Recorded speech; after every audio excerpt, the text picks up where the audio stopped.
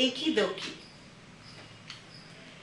Ekeswali and Donkeswali lived in a little house with their mother and father. Ekeswali had one hair on her head. She was called Ekki. Donkeswali had two hairs. She was very proud. She was called Dokki. Their mother thought there was no one quite so lovely as Dokki. Their father was very busy. He had no time to think. Dokki was always bullying Ekki. One day, Ekki got so fed up with her sister, she ran away.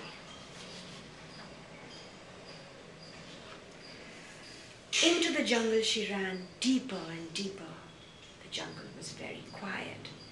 Suddenly, she heard a voice. The voice said, "Water, somebody give me water. I am thirsty." Ekki stopped and turned around. There was nobody there.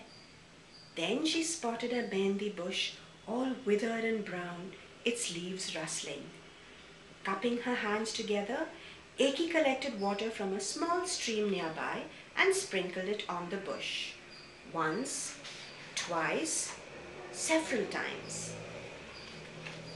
"Thank you," the mehndi bush said. "I will remember this." Ekki walked on. Suddenly she heard another voice. "Hungry, I am hungry. Please feed me," the voice said. It was a cow, all skin and bones. The cow was tied to a dead tree. Ekki gathered some leaves and grass and fed them to the straggly creature.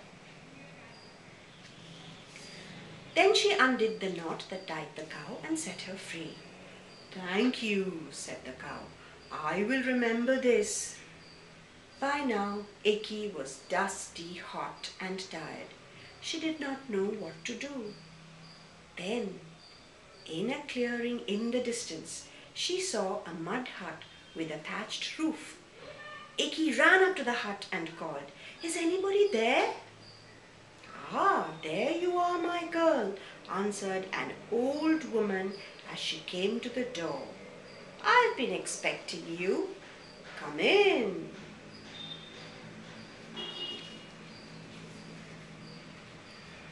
Surprised, Ekki did as she was told. It was cool and comfortable inside the hut.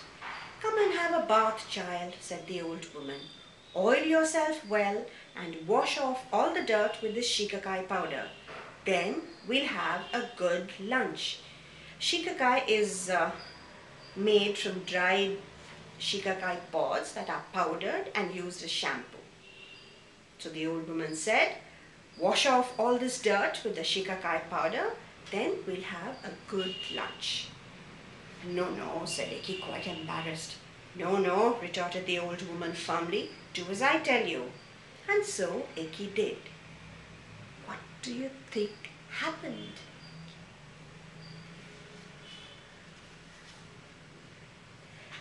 As Ekki pulled off the towel from her head, thick, long black tresses fell like silk over her shoulders and down her back. Ekki had the most beautiful hair anybody could imagine. Ekki was so amazed she could barely swallow a morsel of the delicious lunch the old woman had prepared for her. "Thank you," was all Ekki could say over and over again. "Run home, child," smiled the old woman. "Be happy." Ekki ran all the way back home, stopping only to accept the cow's gift of fresh frothy milk and the bush's gift of fine green mehndi paste to decorate her hands and feet with.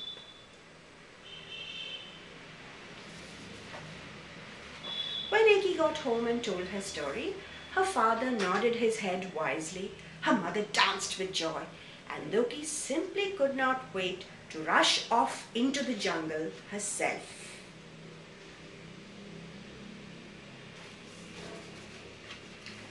Dokki ran so swiftly she did not hear the bush begging for water and the cow crying for food. Dokki marched into the mud and thatch hut of the old woman and demanded the special bath. "Ah, yes," the old woman said. "I've been expecting you. Go, take a bath." After the bath, Dokki excitedly unwrapped the towel from her head and screamed. Her two good hairs too had fallen. Weeping, she stumbled back home. On the way, she was butted by the cow and scratched by the mehendi bush. But she soon wiped her tears, and Ekki and Dokki lived happily ever after with their mother and father.